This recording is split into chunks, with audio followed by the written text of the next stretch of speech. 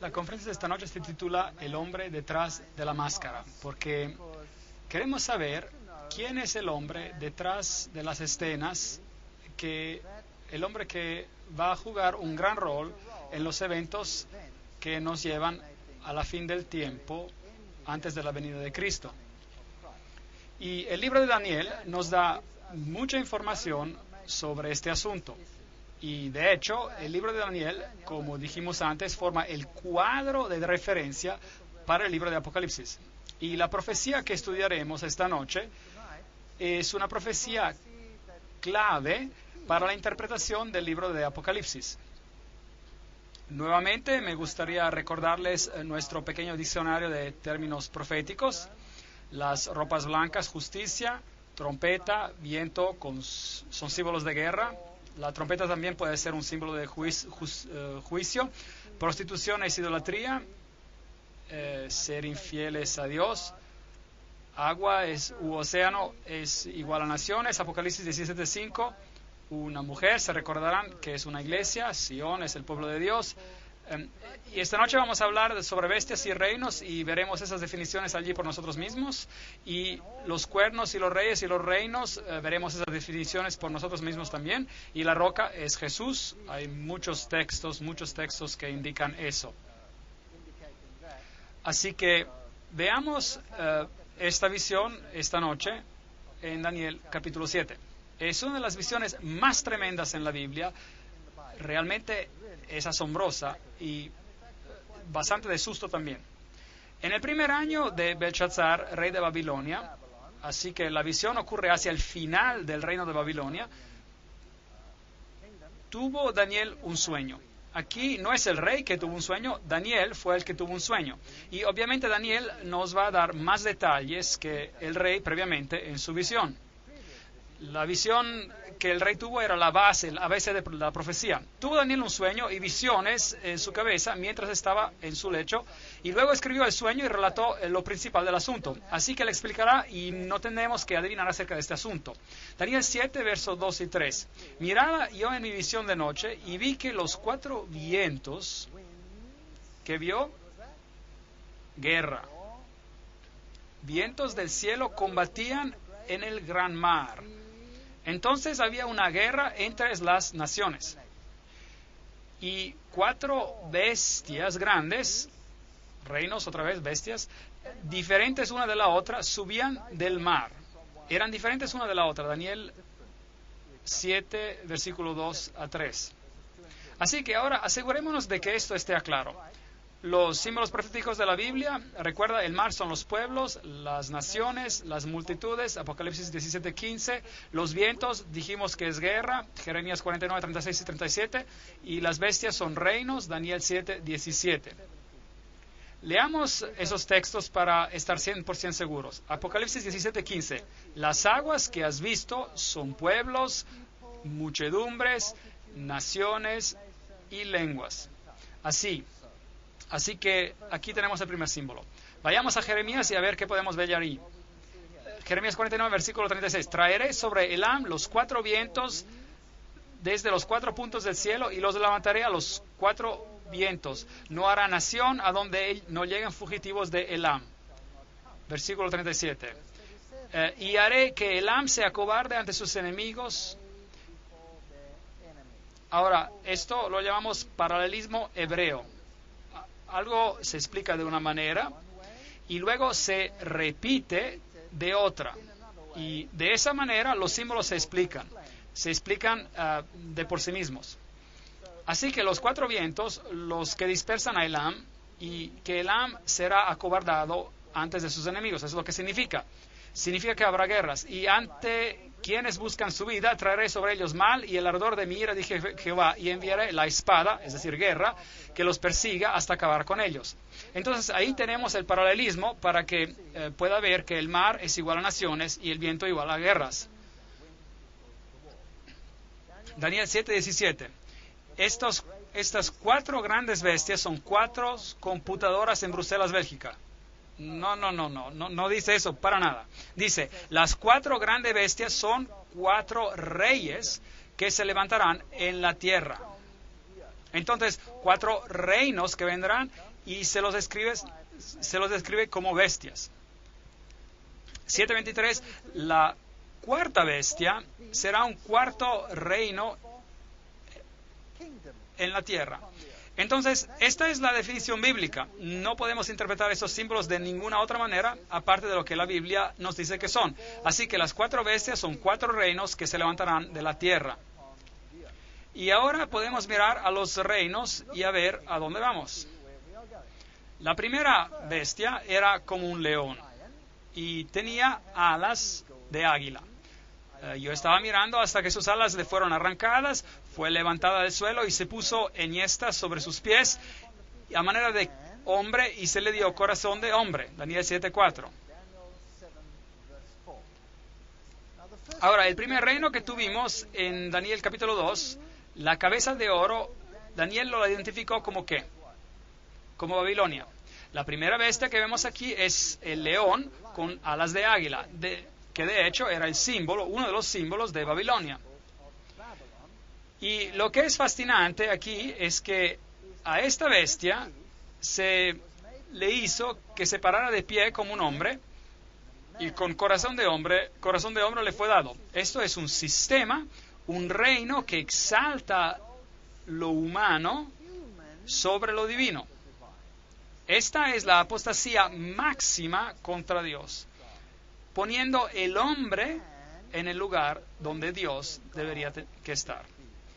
Y veremos, mientras continuemos en estas series de conferencias, que los eventos finales también culminan con este mismo asunto.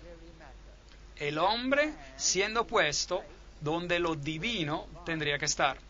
Así que Bab-el, como les dije anteriormente, Babel, Bab es la puerta, El es Dios, un portal, una puerta hacia Dios, es otro camino hacia Dios, otro camino aparte del camino que se nos prescribe en la Biblia. Entonces, aquí está este poder que se levantará y representa a Babilonia, y es análogo a la cabeza de oro de 605 a 539 a.C., duró este reino. Echemos un vistazo a Jeremías para el simbolismo. Jeremías 4, versículo 7. Un león sube de la espesura. El destructor de naciones está en marcha. Ha salido de su lugar para poner tu tierra en desolación. El profeta aquí está hablando de Israel, de Jerusalén. Tus tierras quedarán desoladas y sin morador. Y el león al que se refería era el reino de Nabucodonosor. Babilonia llegaría, y Jeremías aplica el símbolo del león a Babilonia. Así que el primer reino es Babilonia. Aquí hay un símbolo que era usado en Babilonia. Puede ver el león con las alas de águila, parte de ese símbolo. Aquí hay otro relieve y allí nuevamente ve a los leones con alas de águila y símbolos de Babilonia. Entonces la arqueología confirma que este era el símbolo que se utilizaba, así que no tenemos que adivinar sobre lo que va a ocurrir. La Biblia nos da un buen comienzo. Daniel capítulo 2 comenzó con Babilonia y Daniel capítulo 7 empieza con Babilonia. Y vi luego una segunda bestia, reemplace eso con otra palabra, reino, una segunda bestia semejante a un oso, la cual se alzaba de un costado más que el otro, y en su boca, entre los dientes, tenía 3 costillas. Y se les dijo, levántate y devora mucha carne. Daniel 7, versículo 5. Entonces, esta bestia vendrá y devorará la carne del que vino previamente, hará guerra y reemplazará el primer reino. Y tenía 3 costillas, y un lado era más alto que el otro. Ahora, ¿cuál fue el siguiente reino en Daniel capítulo 2? Fue Medo-Persia. Ahora, tenemos un poco más de detalles aquí. Los medos y los persas eran de yugo desigual. Primero los medos eran los prominentes y estaban más elevados, por así decir, y después los persas llegaron a ser más elevados o lo equivalente en el poder. Entonces no eran iguales en su poder. Así que el siguiente reino que se levantó fue Medo-Persia. Las 3 costillas en su boca. Hubo 3 guerras mayores asociadas con esa conquista. Entonces los medo-persas representan, aquí hay una analogía con los brazos y pecho de plata, y ellos reinaron de 539 hasta 331 a.C. Y aquí están las conquistas que ellos hicieron. Una en Lidia, al norte, conquistando esas porciones del imperio de Babilonia, y otra conquista fue dirigida a Babilonia misma, y la tercera a Egipto, y básicamente ellos conquistaron todo el reino entero de Babilonia con estas 3 conquistas, presentando a las 3 costillas en su boca. Daniel 7, versículo 6. Después de esto miré, y otra semejante a un leopardo, con 4 alas de ave en sus espaldas. Y esta bestia tenía 4 cabezas y le fue dado dominio. Eso es fascinante. Daniel 7, versículo 6. El siguiente reino que llegó, por supuesto, era el reino griego. Y aquí se describe como un leopardo. ¿Recuerdan los animales? Hay un león, hay un oso y ahora hay un leopardo. Y las 4 cabezas asociadas con esta bestia. ¿Cuántas cabezas en la primera? Una cabeza. ¿Cuántas cabezas en la segunda bestia? Una cabeza.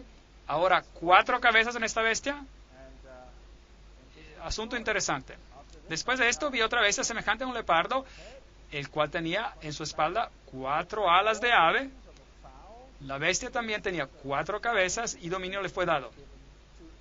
Entonces, el siguiente reino que vino era Grecia, 331 hasta 168 a.C. Y cuando Grecia había alcanzado el punto más alto de su poder, Alejandro el Magno murió después de una noche de borrachera, demoró un tiempo y después murió. Y el reino después fue dividido en 4. Los 4 generales, Lisímaco, Casandro, Ptolomeo y Seleuco. Esa era la división del reino griego en 4. Fascinante. Entonces había 4 cabezas. Así que ahora ya tenemos un total de 6 cabezas. El león, el oso, más las 4 cabezas hacen 6. Después de esto, Daniel 7, versículo 7, después de esto miraba yo en las visiones de la noche y vi la 4ª bestia, espantosa, terrible y en gran manera fuerte, la cual tenía unos grandes dientes de hierro. ¿Se acuerdan del símbolo del hierro? ¿Dónde lo encontramos? En Daniel capítulo 2, y era un símbolo del imperio romano. Aquí tenemos el mismo símbolo. Devoraba y desmenuzaba, pisoteaba las sobras con sus pies. Aquí está este poderoso imperio, a nivel político el más poderoso de los 4, y destruiría y devoraría con sus pies. Y hay algo muy interesante acerca de esto. Daniel 7, versículo 7. Era muy diferente de todas las bestias que había visto antes de ella. Y tenía 10 cuernos.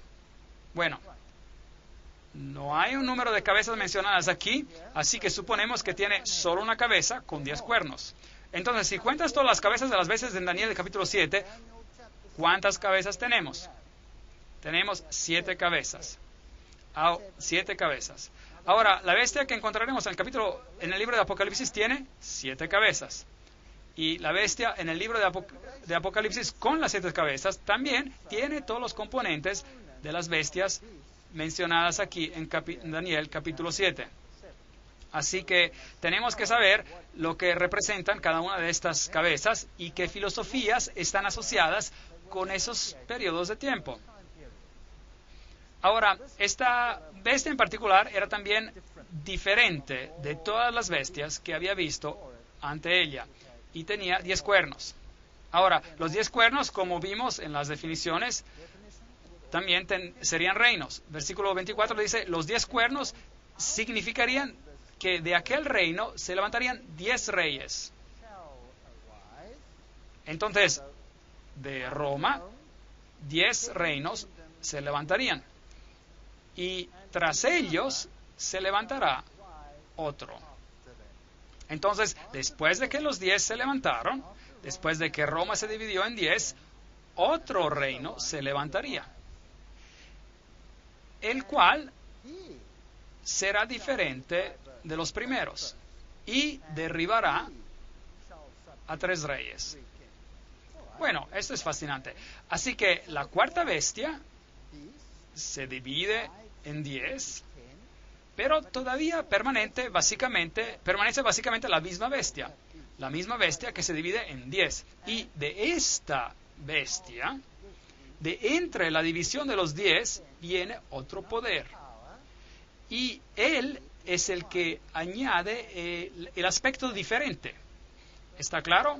Es lo que el texto dice. Él, el cual será diferente de los primeros. Entonces Roma será diferente de las otras a causa de ese cuerno o reino. ¿Y por cuánto tiempo reinará? Hasta que los últimos días lleguen y el juicio sea dado a los santos. Eso es mucho, mucho tiempo. Entonces Roma reinó desde el 168 a.C. hasta el 476 después de Cristo. Y se dividirá en 10. ¿Y cuántos dedos había en la profecía anterior? 10 dedos. Y aquí encontramos los 10 nuevamente. Dividido en 10. Otro se levantará después de ellos. Y él será diferente. Y el sistema duraría ¿por cuánto tiempo?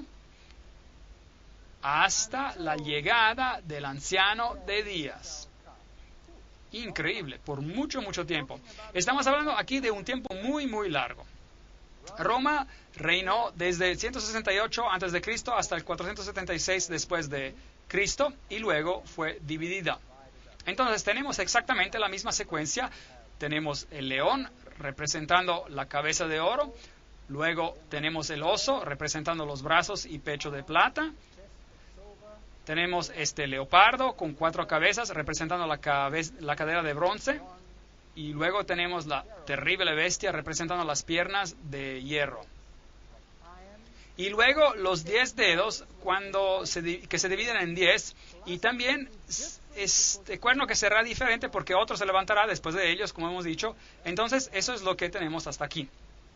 Daniel capítulo 7 versículos 19, 20 y 23. Entonces tuve el deseo de saber la verdad acerca de la cuarta bestia, que era diferente de todas las otras. Espantosa en gran manera, que tenía dientes de hierro y unas uñas de bronce. Así que había un elemento de bronce en la cuarta bestia. El bronce es un componente muy importante. De hecho, el imperio griego fue básicamente incorporado por Roma. La filosofía griega estaba a la base del imperio romano.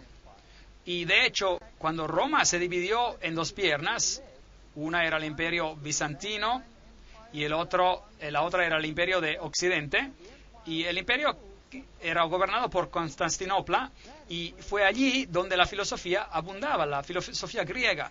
La filosofía griega era la filosofía de esos tiempos. Entonces, allí está el elemento de bronce, uñas de bronce, y que agarraban. Y más tarde, es interesante saber que encontraremos estas uñas otra vez. Y devoraba y desmenuzaba y pisoteaba las sobras con sus pies. Daniel quería saber acerca de esta cuarta bestia terrible.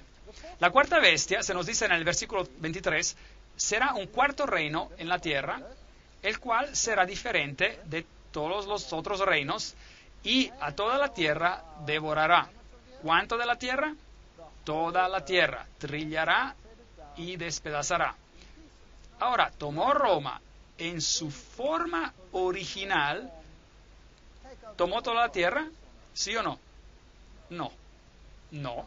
¿Y qué hay de China, Japón y las Filipinas o Australia o Suráfrica o los Estados Unidos o Suramérica?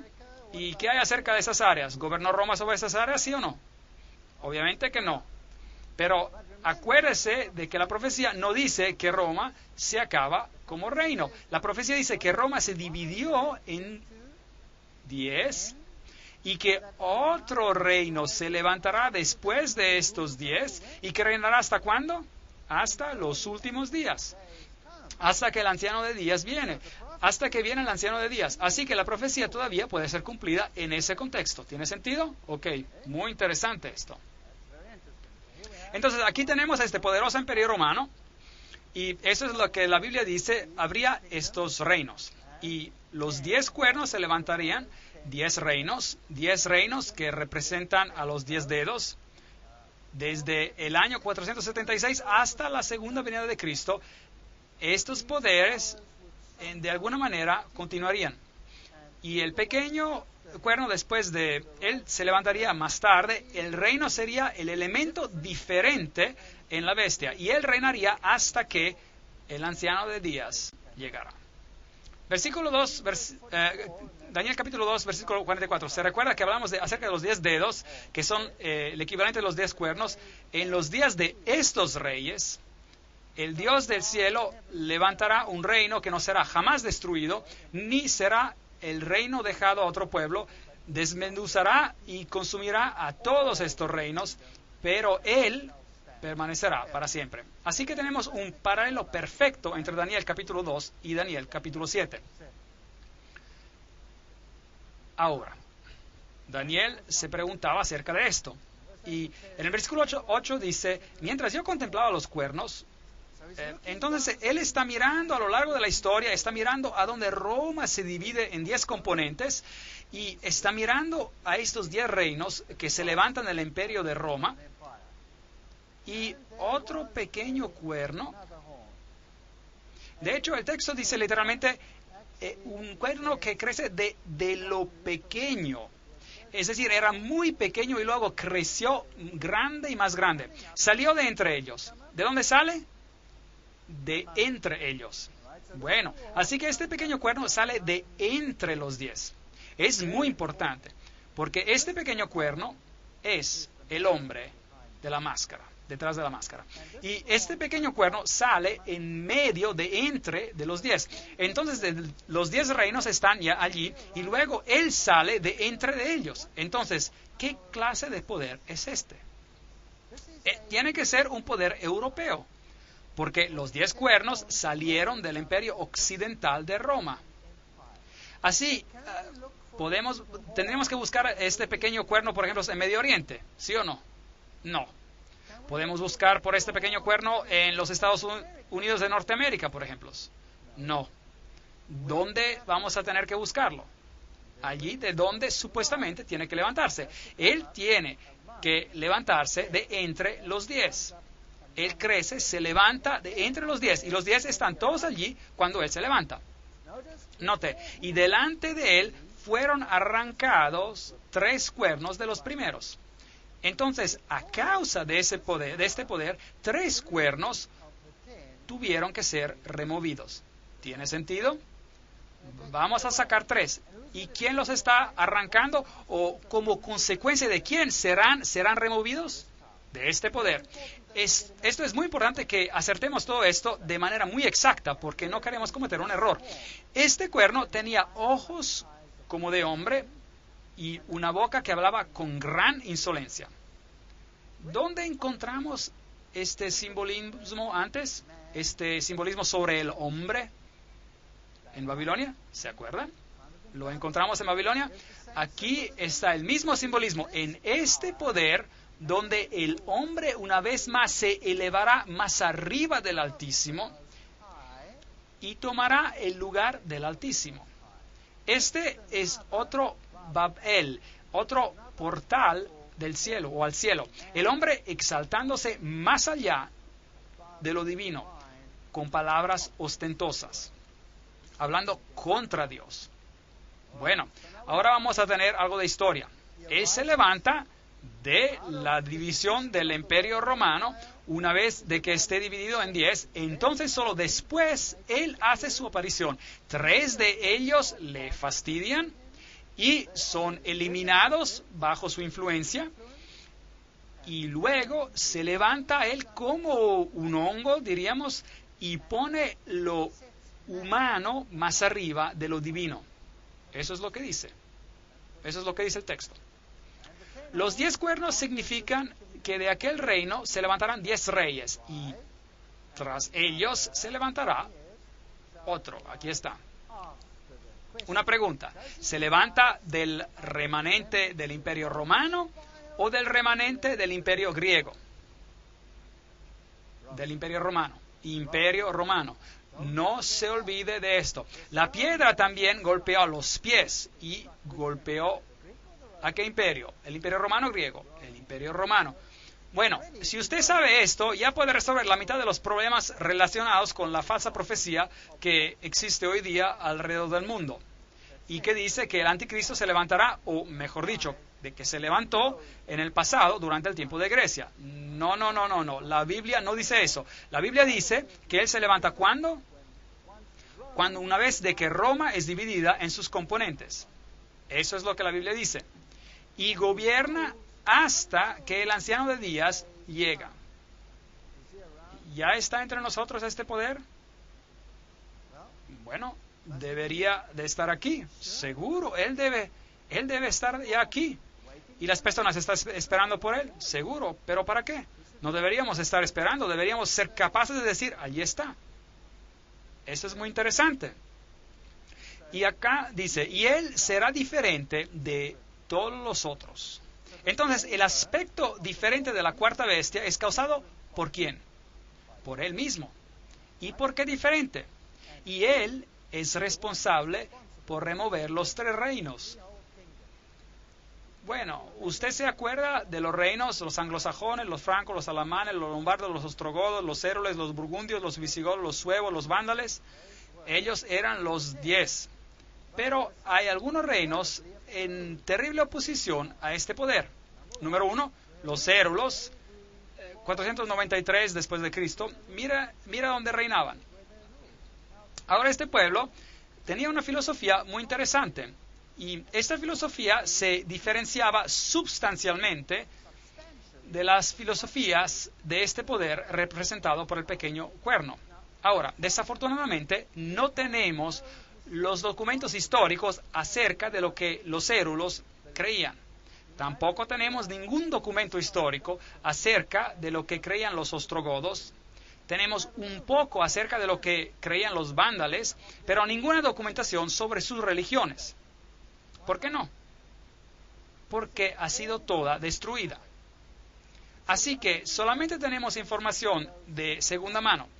Aparentemente, la historia nos dice hoy en día que estos 3 poderes fueron removidos y porque eran arianos en su punto de vista, en su religión. En otras palabras, enseñaban a que Jesús no era Dios y por eso tuvieron que ser removidos. Pero realmente no hay evidencia ninguna, aparte la información de segunda mano que viene del mismo poder responsable por su destrucción. Hay evidencia mucho más interesante que dice que esos poderes que fueron destruidos y de hecho que tenían un evangelio diferente, un evangelio que se derivaba de Palestina y reflejaba un cuadro mucho más verdadero de la Biblia que cualquier otro. Entonces será a lo mejor posible que ellos tenían un cristianismo derivado directamente de la causa original, de la fuente original, y por eso tuvieron que ser removidos. Es una posibilidad plausible. Hay bastante investigación que ha sido hecha sobre esto y yo no estoy en contra de la idea para nada. Entonces fueron destruidos en el 493 después de Cristo. Ahora, si esta criatura, esta cuarta, este nuevo poder se levantó de entre ellos, entonces ya debió haberse levantado antes del 493. Los siguientes a ser eliminados fueron los vándalos en el 534 después de Cristo. Ellos afligían el Imperio Romano y sometieron a grandes partes de la religión cultural del mundo bizantino y romano. Y la sometieron ferozmente. Y finalmente los vándalos fueron también destruidos por los ejércitos del Imperio del Este. Y luego vinieron los ostrogodos, fueron los últimos. Los ostrogodos gobernaron hasta el año 538 después de Cristo y ocuparon primero esta área y más tarde ocuparon y controlaron toda la capital de Roma antigua y sus alrededores. Y los ostrogodos también tuvieron un evangelio derivado, como dijimos, de la antigua Palestina. Entonces, ellos también tuvieron que ser removidos. Y a pesar de ser tolerantes de todas las otras religiones, pero ellos eran un cardo en la carne del reinado del pequeño cuerno. Y finalmente fueron destruidos con la ayuda, entre otros, de los francos, por aquí, quienes hicieron una alianza con los reyes de Constantinopla, con los césares, los emperadores. Y luego, en el año 538 después de Cristo, la oposición contra el poder del pequeño cuerno desapareció y el pequeño cuerno creció como un hongo. Luego, otra vez, los alamanes hacen parte del remanente de los 10. Los alamanes son los alemanes hoy en día, los burgundios son los suizos, los francos los franceses, los lombardos son los italianos, los sajones los ingleses, los suevos son los portugueses, los visigodos son los españoles, y los érulos, los vándalos y los ostrogodos fueron eliminados, totalmente destruidos. De hecho, estos no fueron los únicos contra los cuales se hizo guerra. No. Los visigodos, por ejemplo, probablemente muy relacionados a los ostrogodos, tenían sentimientos similares. Y hubo muchas guerras y mucha subyugación por aquí antes de que este también se alineara, digamos, con el pensamiento del poder del pequeño cuerno. El más grande aliado del reinado del pequeño cuerno eran los francos, que hoy en día son los franceses. Y los primeros en adoptar este rol, el primero en adoptar este rol fue Clovis o Clodoveo, y Clodoveo vendrá a la historia como el hombre de que más que otro ayudó al reino del pequeño cuerno a llegar a la realización. Ahora, Daniel 7, versículo 9. Estuve mirando hasta que fueron puestos unos tronos y se sentó un anciano de días. Su vestido era blanco como nieve, su pelo de su cabeza como lana limpia, su trono llama de fuego, y fuego ardiente las ruedas del mismo. Entonces Daniel está mirando los eventos de la tierra, que parecen moverse todos alrededor del reinado de este pequeño cuerno, y ve de repente una escena del gran juicio ocurriendo en el cielo. Y el versículo 10 dice, el juez se sentó y los libros fueron abiertos. Entonces había una escena de juicio que él ve. Y miraba yo en la visión de la noche y vi que con las nubes del cielo, eso es un acrónimo por los ángeles, veremos eso más tarde en una conferencia, veniendo en las nubes del cielo, venía uno como un hijo de hombre que vino hasta el anciano de días y lo hicieron acercarse delante de él. Versículo 13. Entonces, esta no es la venida de Cristo a la tierra, esta es la escena que ocurre en el cielo, mientras el poder del pequeño cuerno domina aquí en la tierra. Entonces, el juicio está listo para empezar en el cielo. Y le fue dado a este hijo del hombre dominio, gloria y reino para que todos los pueblos, naciones y lenguas lo sirvieran. Su dominio es dominio eterno que nunca pasará y su reino es uno que nunca será destruido. Versículo 14. Así que tenemos un contraste aquí. Por un lado tenemos un reino establecido en la tierra y su poder y su sede se encuentran con el cuerno pequeño. Y por otro lado, del otro lado tenemos un juicio que está ocurriendo donde todo el poder será dado a Cristo. Así que tenemos a dos poderes opuestos uno al otro. Cristo, el vencedor al final, y el anticristo, trabajando uno contra el otro. Uno estableciendo un reino sobre esta tierra y el otro estableciendo un reino eterno que nunca será destruido. Y después recibirán el reino de los santos del Altísimo lo recibirán y poseerán el reino hasta el siglo eternamente y para siempre. Daniel 7, versículo 18. Hermoso simbolismo, muy poderoso. Ahora, echemos un vistazo a las referencias de Pablo sobre el hombre de pecado.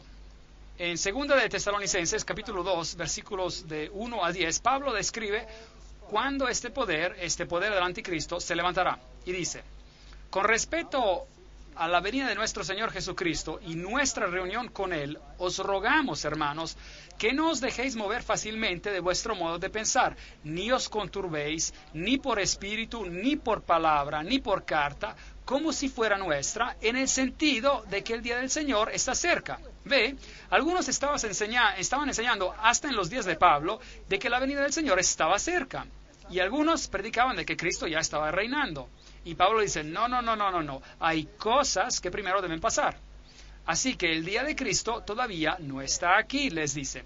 Nadie os engañe de ninguna manera, pues, es decir, la venida del Señor, pues no vendrá sin que antes venga la apostasía. Así que primero la iglesia tiene que entrar en apostasía y que, dice Pablo, y que se manifieste el hombre de pecado, el hijo de perdición. Solo 2 hombres en la Biblia son llamados hijos de perdición. Solo 2. Uno es el hombre de pecado y el otro era Judas. Ahora, ¿cómo traicionó Judas a Jesús? Por un beso. Lo traicionó por un beso. Ustedes ven, Judas pretendía ser aún uno de ellos y él traicionó a Jesús. El otro poder, ¿cree usted que quizás también va a pretender ser uno de ellos y va a traicionar a Jesús con un beso? ¿Piensa que esto sea posible y que se haga de manera más extensa? Entonces, que nadie os engañe de ninguna manera, dice Pablo, pues no vendrá sin que antes venga la apostasía de la iglesia, y que se manifieste el hombre del pecado y el hijo de perdición, el cual se opone y se levanta contra todo lo que se llama Dios o es objeto de culto, tanto que se sienta en el templo de Dios como Dios, haciéndose pasar por Dios. Entonces, aquí hay un poder que se asume, un poder de gran presunción. De hecho, este poder va a decir, yo soy otro Dios en esta tierra. Y la salvación es por medio de mí. Pero este poder va a ser un poder sutil, que funciona como funcionó Judas, exactamente como lo hizo Judas. Y este es el espíritu del anticristo, el cual vosotros habéis oído que viene, y que ahora ya está en el mundo. Primera de Juan 4, versículo 3. Entonces, pensemos en este momento. Si el espíritu del anticristo ya estaba en el mundo en los tiempos de Juan, y si Pablo nos dice, vendrá una apostasía y luego este hombre de pecado será manifestado, entonces este hombre de pecado ha estado entre nosotros desde esos tiempos. Así que ya vimos que no pudo haber salido del imperio griego, porque sale del cuarto imperio, y tampoco puede venir en algún tiempo futuro de una tribu de Palestina. ¿Correcto? ¿Están de acuerdo conmigo? Bueno, si esto es correcto, entonces todo el cristianismo debe estar equivocado sobre este asunto. Porque la mitad del cristianismo enseña que el anticristo vino en el pasado y su nombre era Antíoco Epifanes el cuarto y él era un rey griego. No, la Biblia dice que sale de la cuarta bestia, de hecho después de la decadencia de la cuarta bestia y su división en 10. Y la otra mitad del cristianismo enseña de que el anticristo vendrá en el futuro después del rapto secreto. Aquí hay un problema, porque entonces este poder no tiene nada que ver con la historia cristiana. Pero aquí se nos dice que ya estaba en el mundo, actuando de manera secreta en la iglesia cristiana primitiva. Así que ninguna de esas dos posiciones puede ser correcta. Pablo continúa, ¿no os acordáis de que cuando yo estaba todavía con vosotros os decía esto? Y ahora vosotros sabéis lo que lo detiene, a fin de que a su debido tiempo se manifieste. Entonces, algo está deteniendo este poder para que se levante, algo está deteniendo este poder. Ya está en acción el ministerio de la iniquidad, así que este poder, este misterioso poder de iniquidad ya estaba actuando en el mundo en los tiempos de Pablo, es lo que dice acá el texto. Así que no es un poder futuro que solo vendrá en los tiempos finales. No, ha estado aquí todo el tiempo. Solo que hay quien al presente lo detiene, hasta que él a su vez se ha quitado de en medio. O leamos la versión castellana que dice, como también os hablé de un poder que le impide manifestarse y que no se lo permitirá mientras no llegue el momento oportuno. Entonces, había un poder deteniendo el pequeño cuerno para que no se manifestara. Y Pablo les había dicho quién ese poder era. Recuerden que les dije estas cosas, pero Pablo no lo menciona aquí en la carta. Y entonces se manifestará aquel impío a quien el Señor matará con el espíritu de su boca y destruirá con el resplandor de su venida. Entonces, este poder está revelado cuando lo que lo detiene se ha quitado de en el medio, o el poder que lo detiene se ha quitado de en medio, y este poder será destruido por la segunda venida de Cristo. El advenimiento de este impío, que es obra de Satanás, irá acompañado de hechos poderosos, señales y falsos milagros. Una historia muy interesante. Y con todo engaño de iniquidad para que los que se pierden, por cuanto no recibieron el amor de la verdad para ser salvos. Es posible de que este sistema engañará al mundo en aceptar una forma de evangelio que está basada en valores humanos y no en valores divinos. Y en criterios humanos y no en criterios divinos. ¿Es posible? Aquí tenemos un punto en el cual Pablo, y leemos en el Romanismo y la Reforma por Gratian, en que Pablo afirma la existencia del conocimiento en la iglesia cristiana. La iglesia primitiva sabía, él dice, cuál era el poder que detenía. La iglesia primitiva nos dice que sabía acerca de ese tema y nadie en estos días puede estar en posición a contradecir el testimonio de lo que Pablo, por palabra de su boca, dijo a los tesalonicenses. Es un punto sobre el cual solo la tradición antigua tiene autoridad. Especulación moderna está totalmente fuera de lugar en este asunto. Hoy las personas están diciendo, bueno, ¿qué pudo haberlo detenido? Quizás el Espíritu Santo deteniéndolo. ¿Por qué lo detendría el Espíritu Santo? Había un poder deteniéndolo y cuando ese poder es removido, el anticristo se levanta y él permanece hasta que el Señor venga. Entonces, ¿qué sabían los padres de la iglesia, pues? ¿Qué les dijo Pablo verbalmente? ¿Qué les dijo que pero no le escribió? Bueno, vamos a ver a los padres de la iglesia primitiva. Tertuliano, en la Resurrección, apologista cristiano del 200 a.C., dice: aquel que ahora detiene debe detener hasta que sea quitado de en medio. ¿Qué obstáculo hay sino el Estado romano y su debilitamiento siendo disperso en 10 reinos introducirá al anticristo? Entonces, eso era lo que creían los padres de la iglesia primitiva, que cuando el Estado romano se fuera, el anticristo sería revelado. ¿Eso es bíblico de acuerdo con Daniel capítulo 7? Absolutamente sí. Cuando Roma se divide en 10, cuando el Estado romano desaparece, el anticristo será revelado. Eso es lo que los padres de la iglesia primitiva creían. Aquí hay otro padre, Juan Crisóstomo, humilia a la segunda de Tesalonicenses 2. Él era el obispo de Constantino en 390 y dice: solo hay uno que impide ahora hasta que él sea quitado de en medio. Es decir, cuando el imperio romano sea quitado del medio, entonces él, el anticristo, vendrá.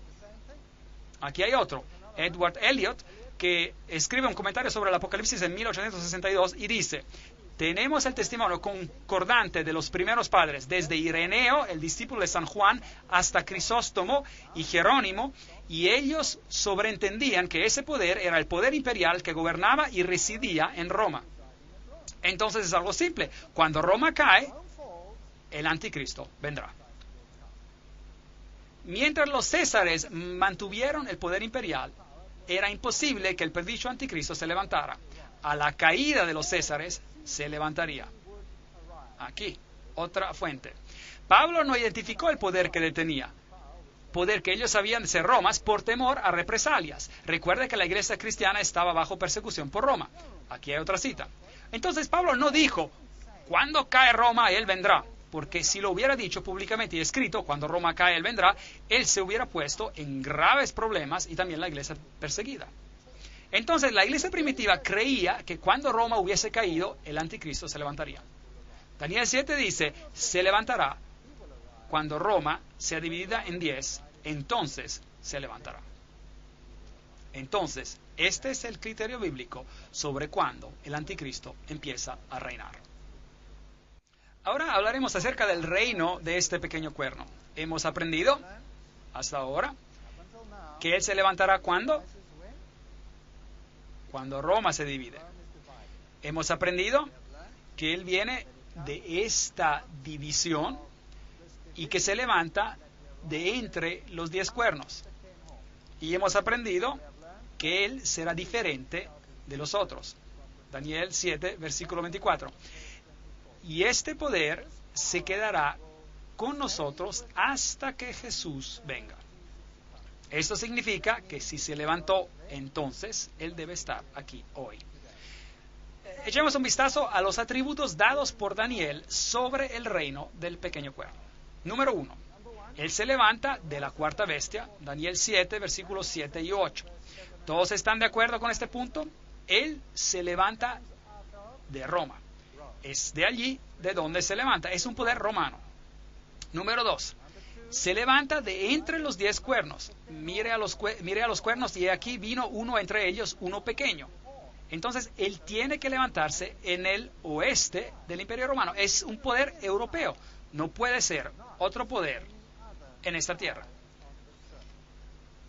Se levanta después de los 10 cuernos. Entonces, él asume su posición de poder después del 476 después de Cristo. Y tras ellos se levantará otro. Después de ellos, tras ellos, versículo 24. Y es diferente, punto número 4, de los otros cuernos, el cual será diferente de los primeros. Versículo 24. Ese es el cuarto criterio. Aquí hay otro criterio. Él se convierte en el más grande, impresionante que los otros. Este cuerno sería más impresionante que los otros. Versículo 20. Aquí hay un poder que se convierte en más grande que los otros reinos. ¿Y saben qué? No tendría que ser tan difícil ver lo que la Biblia está diciendo. Incómodo, seguro, pero no tan difícil. Este poder arranca 3 reinos, ante el cual había caído 3. Versículo 20. Este cuerno tenía ojos como de hombre y una boca que hablaba palabras contra el Altísimo. Versículo 8 y versículo 25. Entonces, se levanta al nivel donde Dios debería que estar. Número 1. Y reemplaza los preceptos divinos con preceptos humanos y planea el camino al cielo por medio del poder del hombre y no por el poder de Dios. Ese es un asunto muy, muy, muy serio. Y habla gran insolencias contra el Altísimo. Veremos esto después. Y luego él hará guerra contra los santos y quebrantará los santos. Versículo 25. Entonces este poder debió ser un poder perseguidor que peleó contra aquellos que decían que la salvación es solo por medio de Dios. Y luego otro criterio. Él cambiará los tiempos y la ley. Versículo 25. Pensará en cambiar los tiempos y la ley. Es fascinante esto. Y ahora, ¿sobre qué tiempos y qué leyes usted piensa de que Dios se preocuparía? ¿Estaría Dios preocupándose por las leyes humanas de poca importancia? No. Debe ser una modificación de la ley divina. Y los tiempos tendrán que ser tiempos que Dios ha establecido. Por ejemplo, Dios estableció el tiempo. Y fue la tarde y la mañana del primer día. Y fue la tarde y la mañana del segundo día. De tarde a tarde se medían los días. Así fue al comienzo. Luego habían fiestas y festivales y los tiempos que fueron establecidos. ¿Podría cambiar este poder todo esto? Fascinante. Ese es el criterio número 9, dado en el libro de Daniel. Daniel es muy preciso. Y él, este poder, reinará y serán entregados en sus manos hasta tiempo, tiempos y medio tiempo. Tiempo, tiempos y medio tiempo. 3 años y medio proféticos. Vamos a hablar sobre esto después. Fascinante, versículo 25. Y devorará toda la tierra. La cuarta bestia será diferente y a toda la tierra devorará. El componente diferente de la bestia devorará toda la tierra y la trillará y la despezará. ¿Incluye esto a los Estados Unidos de América?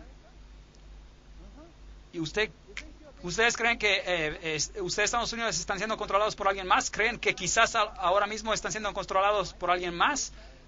¿La superpotencia de Estados Unidos? ¿O que la potente Rusia? ¿O acerca de cualquier otra nación potente como China? ¿Creen que está siendo controladas por alguien más? Y este poder existe hasta el final, hasta que el anciano de días vino. Versículo 22. Ahora, yo no me estoy inventando esto está escrito en el libro de Daniel. Puede conseguir el libro de Daniel y puede leerlo usted mismo. Y el criterio final, su reino será quitado al final de los tiempos.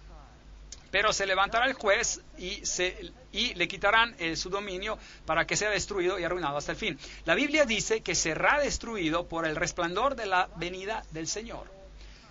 Así que ningún poder de esta tierra le va a quitar su poder. Dios mismo va a intervenir. 13 criterios. Hay solo un poder en todo el mundo que cumple con esos criterios a lo largo de la historia y con sus otras calificaciones. Una situación muy lamentable. Ahora, no quiero ofender a nadie esta noche y no quiero lastimar a los sentimientos de nadie. Pero el hecho del asunto es, este poder es tan claramente identificado que yo mismo, que hacía parte de este poder, tuve que renunciar a ese poder y dejarlo. Yo mismo fui afectado. Yo me quedé en un estado de shock, pasmado, cuando encontré esta verdad. Y de hecho me puse físicamente enfermo cuando descubrí esto. Entonces, ¿quién es este poder? Se levanta de la cuarta bestia, se levanta de entre los 10 cuernos, después de los 10 cuernos, ¿es diferente a los otros? Cuando la última ola de las invasiones de los bárbaros agotó su fuerza, la faz de Europa había sido transformada. Reinos germánicos independientes habían sido fundados sobre las ruinas del Imperio Romano. Eso se encuentra en la historia de la Iglesia, página 175. Sobre las ruinas, desde las ruinas del Imperio Romano Gradonés se levantó una nueva orden de estados que tenían como su punto, su enfoque central, la sede papal. Entonces, inevitablemente, el resultado fue una orden no solo nueva, pero diferente de la anterior. La iglesia y las iglesias, página 42-43. Esta es una fuente católica romana diciendo que se creó una situación diferente de lo que había antes. Hay 2 teorías sobre el anticristo en el mundo hoy en día que se enseñan en casi cada iglesia del mundo.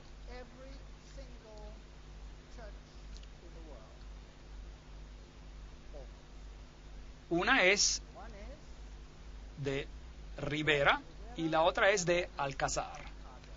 Ahora, ¿qué enseñaron estos hombres? Ellos enseñaron lo que se llama el preterismo y el futurismo. El preterismo enseña que el anticristo vino en el pasado, en los tiempos de los griegos, y el futurismo enseña que él vendrá en el futuro después de que la iglesia cristiana sea quitada de por en medio. Y ambas estas doctrinas no son bíblicas, porque ambas violan a Daniel capítulo 7, Daniel capítulo 8 y a todo el libro de Apocalipsis. Esas enseñanzas violan cada principio bíblico, todos los principios bíblicos. ¿Y quién eran Rivera y quién era Alcázar? Bueno, los dos eran jesuitas. Entonces, estas eran doctrinas promulgadas en el mundo después de la Reforma por la Iglesia romana misma, para quitar el énfasis de sobre el papado y ponerlo en dos direcciones diferentes. El historiador C.C. Eckhart dijo: cuando el Imperio Romano fue desintegrado y su lugar había sido quitado por un número de rudos reinos bárbaros, la Iglesia Católica Romana no solo ganó independencia del Estado sobre asuntos religiosos, pero dominaba también sobre los asuntos seculares. El papado y los asuntos mundiales, página 1. Entonces, aquí hay un cuerno, un reino que se convirtió en más grande e impresionante que los otros y los dominó. ¿Correcto? El historiador Thomas Hobbes dice: si una persona considera el origen del gran dominio eclesiástico, fácilmente ella percibirá que el papado no es más que el fantasma del Imperio Romano difunto, sentado y coronado sobre la tumba de él mismo. Ok, entonces Roma no se ha completamente ido. Se llama la Iglesia Católica Romana, ¿correcto? Entonces Roma no está totalmente acabada. La fuente de esta cita es el Leviatán, página 457. Será diferente de la primera. Vimos que Roma dice: si somos diferentes, porque ahora es un poder religioso que ejerce influencia política. Más grande e impresionante que sus compañeros. Daniel 7:20. Él será más grande que los otros reyes.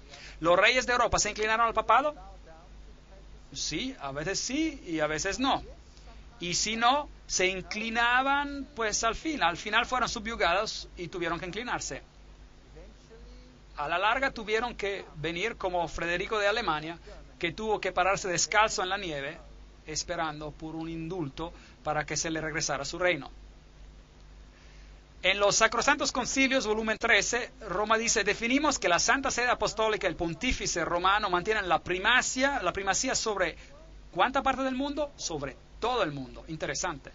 El vicario del Hijo de Dios encarnado, sumo sacerdote ungido y gobernador temporal supremo, es el Papa, se sentó en su tribunal para juzgar imparcialmente entre nación y nación, personas, príncipe, soberano y súbdito. El cardenal Henry Manning, en su libro El poder temporal del vicario de Jesucristo.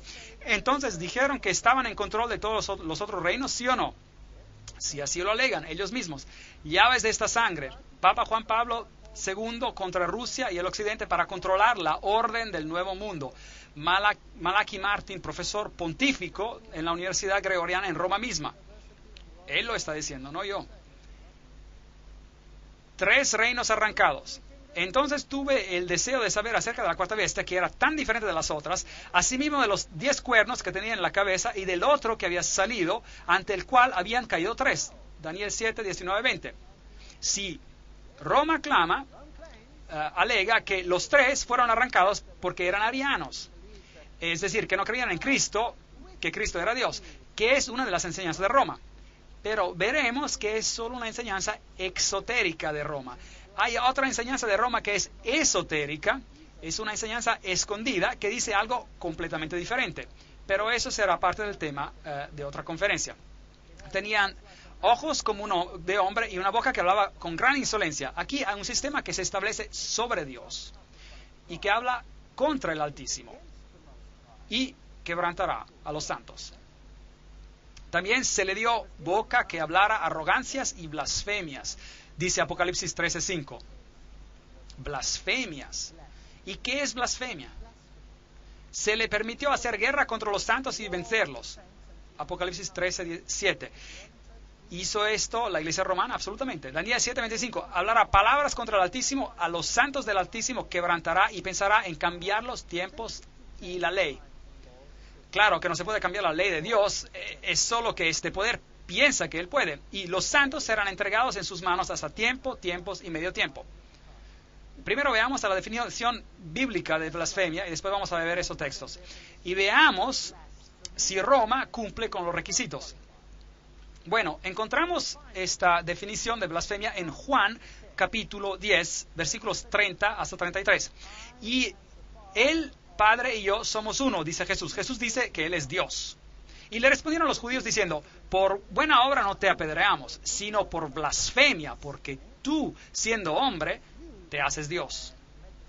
Así que la definición en la Biblia de blasfemia es si alguien dice que Él es Dios. Bueno, hay muchas personas que blasfeman en el mundo hoy en día, pero bueno, esta es la definición. La otra definición que encontramos es en Lucas, donde dice, al ver él la fe de ellos, le dijo, hombre, tus pecados te son perdonados. Es Jesús que habla. Entonces los escribas y los fariseos comenzaron a pensar y diciendo, ¿quién es este hombre que habla blasfemias? ¿Quién puede perdonar pecados sino solo Dios? Así que hay dos definiciones bíblicas de blasfemia. Una es si dices ser Dios y la otra es si dices que puedes perdonar pecados. Bueno, ¿qué dice Roma? Aquí está la Enciclopedia Católica, volumen 12, artículo sobre el Papa, y dice, esta autoridad judicial hasta incluye el poder para perdonar pecado. Entonces Roma dice que puede perdonar pecados. El sacerdote católico, página 78, dice, busca donde quieras por los cielos y la tierra y encontrarás a un ser creado, uno solo, que puede perdonar el pecado. ¿Quién puede librarlo de las cadenas del infierno? Ese ser extraordinario es el sacerdote católico romano. Interesante. Tú eres un sacerdote eterno, dice el obispo que lo ordena. Él ya no es un hombre, un hijo de Adán pecador, pero un alter Christus, otro Cristo. Eso es interesante. Otro Cristo en el lugar de Jesucristo, en griego es anticristos, es decir, anticristo, en el lugar de Cristo. Para siempre un sacerdote del Altísimo, con poder sobre el Altísimo. Esto es serio. Decir que tú tienes más poder de Dios. El Papa no solamente es el representante de Jesucristo, pero él es Jesucristo mismo, ocultado en el velo de la carne. El Nacional Católico, julio de 1895. Así que Roma siempre alegó estar en el lugar de Dios. Dios mismo está obligado a atenerse al juicio de sus sacerdotes y de no perdonar o perdonar de acuerdo según si ellos, los sacerdotes, rehúsen o den absolución. La sentencia del sacerdote precede y Dios la suscribe. Dignidades y funciones del sacerdote, volumen 12, página 27. Increíble. Así que la Iglesia Católica dice quién está salvo y quién está perdido. Y Dios no tiene elección. Tiene que atenerse al juicio de ellos. Y si ellos dicen no, Dios no puede decir sí. Entonces, ¿quién es más poderoso, ellos o Dios? Ellos son. ¿Es esto blasfemia, sí o no? Esto es blasfemia del más alto orden. El cardenal Bellarmín dice, todos los nombres que en las Escrituras se aplican a Cristo, por virtud de los cuales está establecido que Él está sobre la Iglesia, todos los mismos nombres son aplicados al Papa. Eso significa que Él, el Papa, asume el lugar de Dios. Entonces Él cumple con esta característica. Dado en Roma desde nuestro palacio el 10 de febrero de 1817 de la jurisdicción 14 del Sacrosanto Pontífice y Padre en Cristo y nuestro Señor, nuestro Dios, el Papa León XII. Así que el Papa mismo se hizo coronar Dios. Ocupamos en esta tierra el lugar del Dios Todopoderoso. Las grandes cartas encíclicas eclesiásticas del Papa León. ¿Sabían que cuando el papado hoy escribe una encíclica, siempre firma la encíclica? Y de hecho, por ejemplo, el Papa Juan Pablo II, en otras palabras, hacía esto, firman dado por nosotros, letras mayúsculas, en nuestro, letras mayúsculas, pontificio. Interesante, porque Dios dice, hagamos al hombre a nuestra imagen, letras mayúsculas. Así que el papado toma la prerrogativa y hasta estos días, por sus escritos, ellos alegan tener y ser el poder de Dios. Entonces, Roma cumple con este requisito. El Sacrosanto Consejo, definimos que la Santa Sede Apostólica y el Pontífice Romano ocupan la primacía sobre todo el mundo. Ahora, este poder finalmente tomaría el control de todo el mundo. ¿Roma realmente controla el mundo? Ridículo. ¿Realmente lo cree? ¿Creen que es posible? Bueno, vamos a tener mañana una conferencia sobre las sociedades secretas. Si yo fuera usted, no me la perdería. Tomás de Aquino escribió, el poder secular, este es el gran filósofo católico que es citado por Juan Pablo II, más que cualquier otro filósofo de la Iglesia Católica Romana, y él escribe, el poder secular está sujeto al poder espiritual, así como el cuerpo está sujeto al alma. Y por eso no es una usurpación de la autoridad si el prelado espiritual interfiere en las cosas temporales con respeto a los asuntos en los cuales el poder secular está sujeto a él. Así que todos están sujetos a Roma. El Consejo de Trento declaró: todo poder temporal es de él. El dominio, la jurisdicción y el gobierno de toda la tierra es de él por derecho divino. Todos los soberanos de la tierra son sujetos a él y deben someterse a él. Ese era el Consejo de Trento. Es el consejo que terminó el ataque de la Reforma. Aquí tenemos una señora que dice, bueno, Jesús nos dice: yo soy el buen pastor. Y esta dama dijo: es como estar con Dios, cuando ella vio a Juan Pablo II. Este poder quebrantaría a los santos. Se le permitió hacer guerra contra los santos y vencerlos. Apocalipsis 13:7. Bueno, Tomás de Aquino dijo que los herejes declarados culpables deben de ser puestos a muerte tanto como los otros criminales. La Iglesia Católica respeta la libertad de conciencia y la libertad. Sin embargo, cuando viene enfrentada por herejía, ella recurre a la fuerza, al castigo corporal, a la tortura. Ella aprendió en Italia las hogueras, las piras funerarias de la Inquisición. Profesor católico Alfred Baudrillard, la Iglesia Católica, Renacimiento y Protestantismo. Sí, ella lo admite. Aquí está la Chiesa del Gesù, que es la sede de los jesuitas.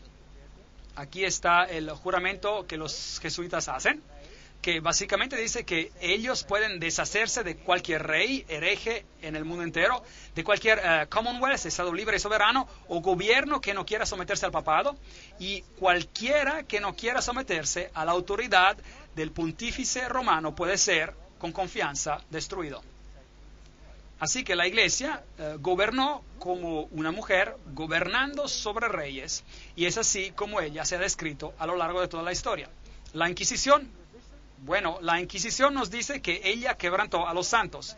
La Torre de Londres, la Haya en Holanda, los Países Bajos. ¿Cuál es la definición de herejía?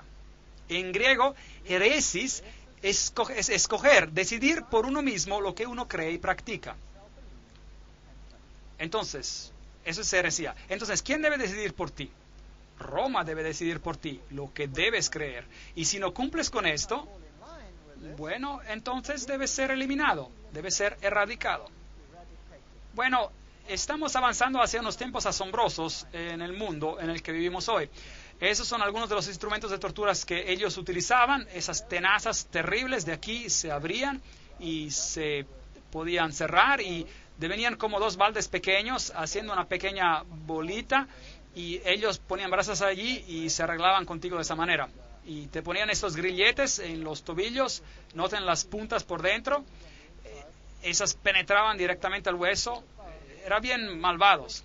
Este iba alrededor del cuello y ellos apretaban el tornillo y el tornillo empujaba directamente en su nuez de Adán.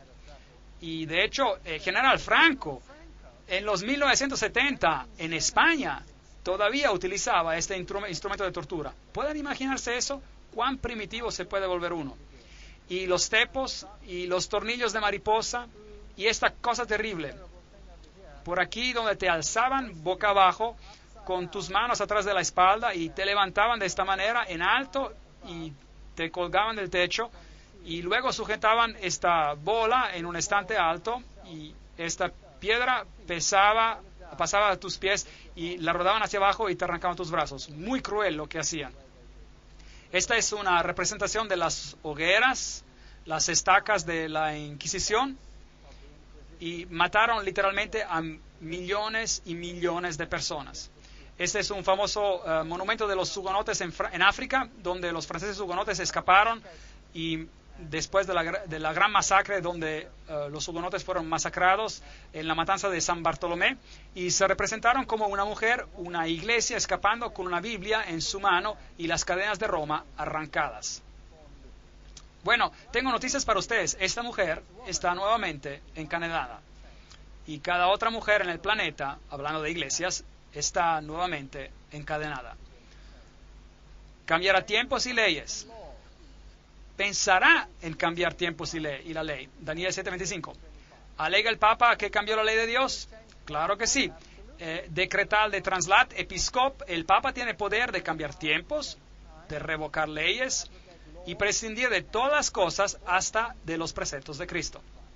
Eso es arrogancia de la más elevada. Entonces ellos dicen que pueden cambiar estas cosas. ¿Cambió el papado los tiempos? Ciertamente lo hicieron. ¿Qué calendario usamos hoy en día en el mundo? ¿Quién sabe? Estamos guardando el calendario gregoriano. ¿Quién era Gregorio? Él era un papa. ¿Y el tiempo fue cambiado? Sí. ¿Con la autoridad de quién? De los astrónomos jesuitas. ¿Qué cambiaron? Cambiaron la Pascua. Movieron la fiesta de la Pascua para que estuviera conforme a la fiesta de Ishtar. De hecho, en inglés la fiesta hasta la llamaron así, Easter de Ishtar, la fiesta de Pascua. Y por eso, mientras que el Pasch, como se llamaba la Pascua entre los primeros cristianos, era celebrado de acuerdo a la nueva luna, y la Pascua hebrea podía tomar lugar en cualquier día de la semana, dependiendo de cuándo la nueva luna aparecía. Entonces el papado cambió esto y siguió el simbolismo de los saduceos, que estaban formados en Alejandría en la enseñanza oculta, y mudaron la fiesta conforme a la fiesta de Ishtar. Y ahora la Pascua cae solo en un domingo y nunca coincide con la Pascua original. Es posible, con el calendario que tienen, que en algún momento de la historia pueda coincidir con la Pascua original. Y entonces, ¿qué decreto hace el papado? Si ocurre que la fiesta cae en el día de la Pascua original, entonces el papado cambia la fiesta de una semana para que como quiera caiga en un domingo. Entonces, ella cambió los tiempos y las fiestas, no cabe duda. También, desde esos tiempos, estamos marcando los días de medianoche a medianoche y no de atardecer a atardecer. Y luego la Iglesia ha revocado leyes y prescindido de todas las cosas hasta de los preceptos de Cristo. El Papa puede modificar la ley divina, prompta biblioteca. ¿Quién le da el derecho al Papa de modificar la ley de Dios? Los 10 mandamientos, así como fueron originalmente dados por Dios en las primeras tablas: no tendrás dioses ajenos delante de mí. Luego hay este gran mandamiento que dice: no adorarás a ídolos. Y luego no tomarás el nombre de Dios en vano. El mandamiento del sábado es muy prominente ahí. Y luego tenemos los mandamientos dictando la relación entre hombre y hombre. Honra a tu padre y a tu madre, no matarás, no cometerás adulterio, no robarás, no darás falso testimonio y no codiciarás. Aquellos son los mandamientos como están en la Biblia. Si tomas el catequismo católico, verán que el segundo mandamiento ha sido removido: no tendrás otros dioses. Y no harás, y dice, él podrá cambiar leyes. Claro, él dice: yo soy el Señor tu Dios, no tendrás dioses extraños ante mí, no tomarás el nombre del Señor tu Dios en vano. Así que el segundo mandamiento ya no existe, y este se ha movido a un mandamiento más arriba. Acuérdate del sábado para santificarlo, pero ¿qué hicieron con eso? Veremos eso en un momento. Y por eso solo tienen 9 mandamientos, y para obtener el 10º, toman el mandamiento número 10 sobre codiciar y lo dividen en 2. No codiciarás la esposa de tu prójimo y no codiciarás los bienes de tu prójimo. Muy fascinante. Recuerda que el original aquí dice: no codiciarás la casa de tu prójimo y no codiciarás la esposa de tu prójimo. Así que dieron la vuelta a la secuencia. ¿No es eso fascinante? Hasta tienen el descaro de cambiar la secuencia del mandamiento, y como si tuvieran derecho de hacerlo. La Enciclopedia Católica dice: la Iglesia, después de cambiar el día de descanso del sábado judío o el día séptimo de la semana al primero, hizo que el tercer mandamiento se refiriera al domingo, porque ya el segundo había sido sacado, como el día de guardar santo, como el día del Señor. Enciclopedia Católica. Entonces cambiaron los tiempos, hasta el día de adoración, que era el día séptimo, fue cambiado al primer día de la semana. Mateo 5:17 dice: no penséis que he venido a abolir la ley y los profetas. No he venido a abolir, sino a cumplir, a vivir los mandamientos en su vida, dijo Jesús. Aquí está el Convert's Catechism of the Catholic Doctrine, el catequismo del convertido sobre la doctrina católica en inglés, y a página 50 dice: pregunta, ¿cuál es el día sábado? Respuesta: sábado es el día de reposo. La Iglesia Católica está bien consciente de ello. Lo saben. Pregunta: ¿por qué observamos el domingo en vez del sábado? Respuesta: observamos el domingo en vez del sábado porque la Iglesia Católica, en el Consejo de la Odisea, transfirió la solemnidad del sábado al domingo. Entonces, ¿cambió ella tiempos y leyes, sí o no? Sí, ella lo hizo. Tiempo, tiempos y medio tiempo. ¿A qué se refiere eso? Y serán entregados a sus manos hasta tiempo, tiempos y medio tiempo, los santos. Si tiene una Biblia moderna, dirá 3 años y medio. Ahora, los años proféticos son diferentes de los años normales. Un año, en sentido profético, tiene 360 días, porque el año hebreo tiene 360 días. Así que 360 por 2, 720, medio tiempo, medio año, 180, sumarlos daría 1260 días proféticos. Ahora, eso se convierte en 1260 años literales. Solucionemos esto. Con la conquista de Roma por Belisario, comienza la historia medieval. Entonces, cuando Roma se conquistó y los ostrogodos fueron removidos, la historia medieval empezó. Philip Schaff dice, Vigilius ascendió a la silla papal 538 después de Cristo bajo la protección del ejército de Belisario. Entonces, ¿cuándo el pequeño cuerno asume su autoridad? La respuesta es 538 después de Cristo, porque el último de los cuernos de los reinados que impedían a su avance eran los ostrogodos, y ellos fueron removidos en el 538 después de Cristo, y Vigilius asciende a la silla papal. Entonces el dominio romano comienza. Otro se levantará después de ellos. Los 10 reinos establecidos en el año 476 después de Cristo, después de ellos, en el 538 después de Cristo, el reinado papal comienza de acuerdo a un decreto que fue hecho por el emperador Justiniano de Roma, quien dijo que el papa sería el corrector de los herejes y el gobernador de todas las iglesias. Ahora, 538, si usted le añade 1260 años, llega a 1798. 1798. ¿Qué pasó en el año 1798? Berthier entró a Roma el 10 de febrero del 1798 y proclamó una república. Media Europa pensó que el veto de Napoleón sería obedecido y que con el papado, y que con este veto, el papado moriría. Así que exactamente de acuerdo con el tiempo profético, y la Biblia nos dice de tomar un día por un año, exactamente de acuerdo a ese tiempo, cuando el reloj profético llegó al año 1798, el poder temporal del papado fue detenido por un tiempo. Entonces la profecía de 1260 años, 476 después de Cristo, los 10 reinos fueron establecidos. 538 después de Cristo, el obispo es oficialmente reconocido como el soberano de todas las iglesias, el obispo de Roma, el Papa. 1960 años de tiempo profético nos traen a 1798 y se cumplió. Su dominio se terminó. 1260 años estaban basados sobre 1260 días, que es lo mismo que 3 años y medio proféticos, y que también es lo mismo que 42 meses. 42 por 30, 30 días es el mes bíblico, 42 por 30 es igual también a 1260. Ahora, en Apocalipsis 12, versículo 6 leemos, 1260 días. Esos son los 1260 días. En Apocalipsis 12, 14, un tiempo, tiempos y la mitad de un tiempo.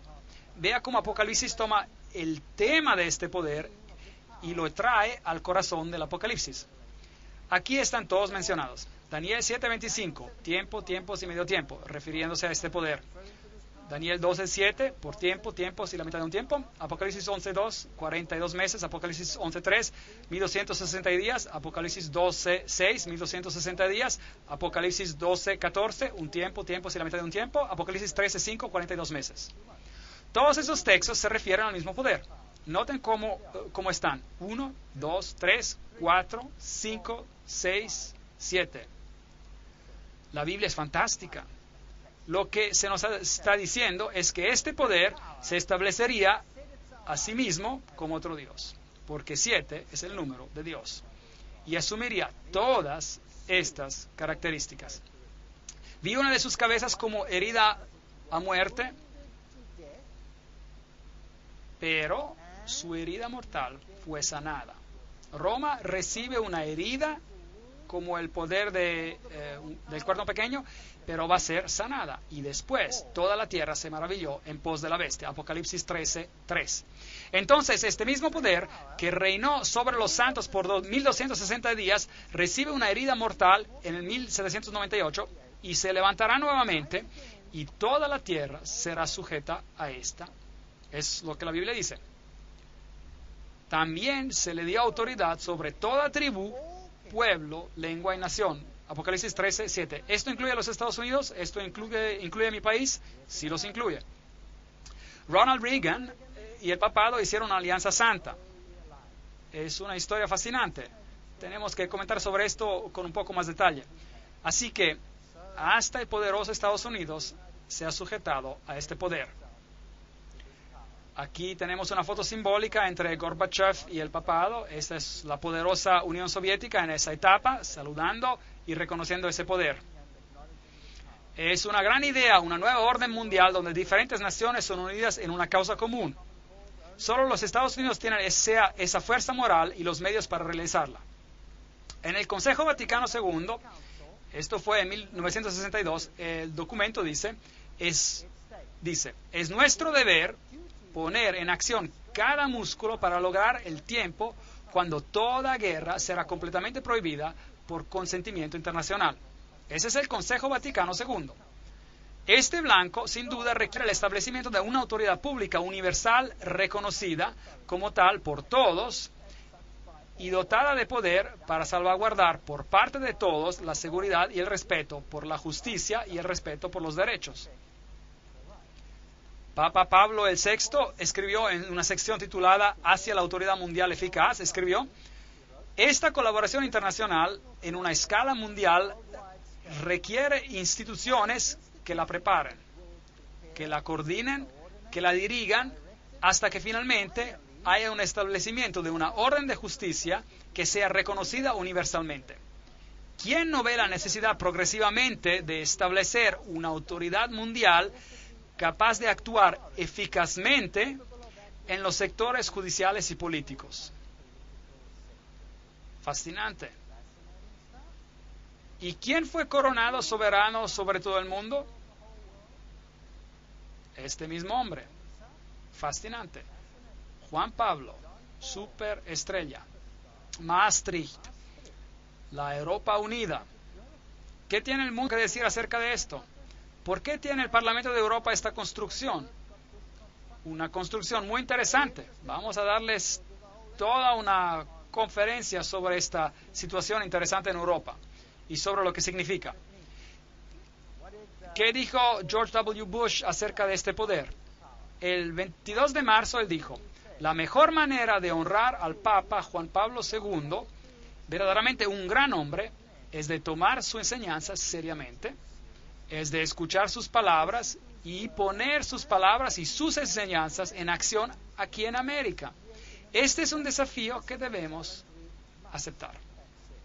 Entonces, ¿quién está sujeto a quién aquí? ¿Quién está sujeto a quién? En 1991 el Papa hizo un llamamiento por una nueva orden mundial. Bueno, ¿cuál fue su discurso del nuevo año este año? Él tuvo solo un mensaje y dijo: es tiempo de establecer una autoridad a nivel mundial ahora mismo. Ese fue su pedido. Él visitó a las Naciones Unidas y él habló por parte de todas las religiones del mundo entero. Ahora, por favor, noten que eso incluye el budismo, el hinduismo, el shintoísmo, el zoroastrismo, el protestantismo y el catolicismo y todos los demás. ¿Hay un plan? Y Gorbachev dijo: debemos ayudar a Juan Pablo II porque él tiene razón en su pedido por una nueva orden mundial. Dijo Gorbachev cuando el Papa habló en las Naciones Unidas en su aniversario de 50 años. Bueno, ¿usted piensa que sea posible que Roma pueda hacer este poder, que el Vaticano pueda hacer este poder, pero sin duda el Vaticano parece como un poder noble cristiano, tratando de implementar los valores correctos en el mundo. ¿No parece así? Recuerde lo que la Biblia dice sobre el hombre de perdición. Judas parecía uno de ellos, pero él traicionó a Jesús con un beso. Aquí está el poder que parece uno de ellos, pero podría simplemente traicionarlo con un beso. Tendremos que examinar los secretos de las sociedades secretas para saber de qué se trata en todo esto. ¿Qué enseñaron los reformadores sobre este poder? Muchos grandes cristianos de los tiempos de la Reforma y post-Reforma compartían esta visión de la verdad profética e identificaban al anticristo con el papado romano. Entre ellos, los que compartían esta interpretación, había los valdenses, los husitos, Wycliffe, Lutero, Calvino, Zwingli, Melanchthon, el teólogo bautista Juan Hill, los mártires Cranmer, Tyndale, Latimer y Ridley. Todos ellos dijeron que Roma era el anticristo. Veamos lo que dijo Martín Lutero. Lutero dijo: sé que el Papa es el anticristo y que su asiento es el de Satanás mismo. El papado representa una persecución general por orden del pontífice romano, con el propósito de hacer, caer y destruir almas. Es una declaración bien directa. Él nos rodeaba con las palabras en esos días. ¿Qué dijo Juan Calvino? Él dijo: llamamos al pontífice romano el anticristo. Interesante. ¿Qué dijo Juan Wesley? Él dijo: él es en el sentido más categórico el hombre de pecado, porque aumenta de toda manera de pecado por encima de cualquier medida. Eso dijeron los reformadores. ¿Qué dijo Juan Knox? Él dijo: el Papa debería ser reconocido como el mismo anticristo. Bueno, los reformadores no querían que nadie se olvidara. Así que en Nuremberg, en Alemania, la sede del protestantismo, en la alcaldía de la ciudad, tienen una escultura presentada sobre dos puertas. Y si mira por aquí, encontrará algo muy interesante. Encontrará la profecía de la cual hablamos esta noche. De un lado tenemos un león con alas de águila. Y tenemos un soberano al lado de él, y se nos dice, ¿quién es él? Es Nabucodonosor. Entonces, ¿quién dijeron los reformadores que era el león con las alas de águila? Babilonia. Si va al otro lado de la puerta, tenemos un oso con 3 costillas en su boca, y pusieron un rey al lado de él, un rey poderoso, para decirnos quiénes creían que representaba. ¿Y quién era este? Esta era Ciro el Grande. Entonces nos están diciendo que estos eran los medos y los persas. Los reformadores no rodearon palabras, lo pusieron en piedra. Usted puede ir a verlo hoy. Si va al otro lado, verá otra puerta, y es así como se ve. Y vayamos un poco más cerca. Hay un leopardo con 4 cabezas. ¿Y a quién pusieron al lado de él para decirnos quién creían que era ese poder? Alejandro el Magno. Entonces identificaron esta bestia con Grecia. Y al otro lado hay una bestia terrible con 10 cuernos, y tienen un emperador poderoso allí. ¿Y quién es él? Él es Julio César. ¿Y quiénes dijeron que era? Ellos dijeron que era Roma. Y luego por aquí tienen esta pequeña estructura saliendo de entre ellos, y tiene la cara de hombre, y tiene esta pequeña corona extraña. Y no dejaron misterio sobre la identidad de esta bestia. Dijeron que era Roma. ¿Quién enseña esto hoy todavía? Nadie. Nadie lo enseña. ¿Las iglesias cristianas lo enseñan? No lo hacen. De hecho, todas se han unido al movimiento ecuménico que dice: aceptamos nuevamente Roma como nuestro líder espiritual. Todas las denominaciones cristianas son parte del movimiento ecuménico, y todas ellas dicen: ponme de vueltas las cadenas. Qué triste. Nadie os engaña de ninguna manera, pues no vendrá sin que antes venga la apostasía y se manifieste el hombre de pecado, el hijo de perdición, el cual se opone y se levanta contra todo lo que se llama Dios o es objeto de culto, tanto que se sienta en el templo de Dios como Dios, haciéndose pasar por Dios. 2 Tesalonicenses 2, 3, 4. ¿Esto tiene sentido ahora? Claro que sí. Engañarán, si es posible, aún a los escogidos. Mateo 24:24. El vestido del cristianismo es tan perfecto que no vemos el centro del ocultismo detrás de esto. ¿Quién verdaderamente está en control aquí? ¿Quién está detrás de todo esto? ¿Qué poder está en Roma? ¿Quién es el Papa Negro? ¿Quién es Peter Hans Kulvenbach ahora? ¿Quién es él? ¿Cuál es su papel en el mundo? ¿Le gustaría saber? Entonces hemos visto, él devorará toda la tierra. Esto significa que esta red de intriga debe ser esparcida por todo el mundo y él continuará hasta el fin. Y él está aquí ahora mismo. Pero su dominio será quitado en los tiempos finales. Ahora, no estoy diciendo que cualquier católico romano que no está consciente de lo que está en la Biblia es el anticristo. Estoy hablando acerca de un sistema aquí. Este es un sistema. Hay muchos buenos católicos romanos en la Iglesia Católica que adoran a Dios de acuerdo a su mejor conocimiento y de acuerdo a la conciencia que ellos tienen. Y Dios toma el conocimiento que ellos tienen y los juzga de acuerdo al conocimiento que ellos tienen. Yo estoy hablando aquí acerca de un sistema que ha engañado hasta a sus propios miembros y se ha establecido como superior a Dios. La Biblia dice, se sentará el juez y le quitará el dominio para que sea destruido y arruinado hasta el fin, y que el reino y el dominio y la majestad de los reinos pertenecerán ¿a quién? Sean dados al pueblo de los santos. Porque el Hijo del Hombre vendrá en la gloria de su Padre con sus ángeles y entonces pagará a cada uno conforme a sus obras. Y la majestad de los reinos debajo de todo el cielo, dice Daniel, sean dados al pueblo de los santos del Altísimo, cuyo reino es reino eterno, y todos los dominios los servirán y obedecerán. Dios va a terminar con todas las cosas muy pronto. Y para encontrar la intriga detrás de las intrigas, les invito a venir a las siguientes conferencias. Aunque si estuviste molesto esta noche, es muy importante que vengas a las siguientes conferencias porque todo este plan se desarrollará mientras avanzamos en el libro de Apocalipsis. Que el Señor sea contigo, que te ayude y te guíe.